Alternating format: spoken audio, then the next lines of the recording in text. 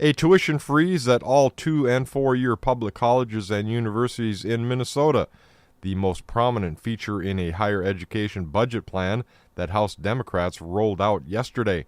Representative Connie Bernaday says the goal is holding down costs to help make it affordable and help to reduce student debt.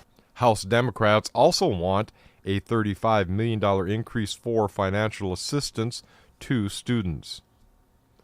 And Republicans are raising red flags about tax increases as Democrats' budget bills begin moving toward floor votes in the Minnesota House.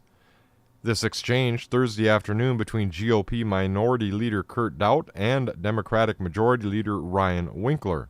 Obviously, I think those tax bills, revenue-raising bills, will come to the floor before the spending bills, so we know that we actually have the revenue to spend, but I just want to have you confirm if that's the case. Madam Speaker, Representative Daudt, as for whether the tax bill comes first or the HHS bill or the transportation bill, all of these things work together as a package. Might be nice for us to find out if folks really want to tax Minnesotans to that level.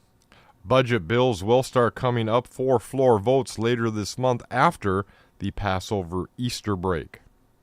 And House and Senate negotiators begin meeting at the Capitol this morning to hammer out a compromise on prohibiting cell phone use by drivers except in hands-free mode.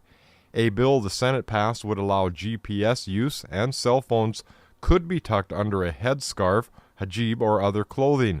The House bill has exceptions for emergencies and one-touch activation.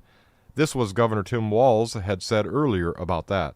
I'm kind of a zero sum on this, that I think no touch is maybe the way to go. But as I said earlier, the House and Senate would work. They have worked in this case of going through the process.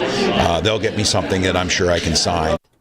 Republican State Representative Pat Garofalo on the House floor Thursday asked his colleagues to stop tweeting and sending him emails about how they love or hate a book entitled The Billionaire Boondoggle: How Our Politicians Let Corporations and Bigwigs Steal Our Money and Jobs, written by an author with the same name. The most interesting thing about it is there's a pair of craps dice on the cover of the book, which tells me I might like it, but it's not me, it's the other Pat Garofalo. The other Pat Garofalo, a former editorial manager for U.S. News and World Report, works at the Center for American Progress, a Washington, D.C. based think tank.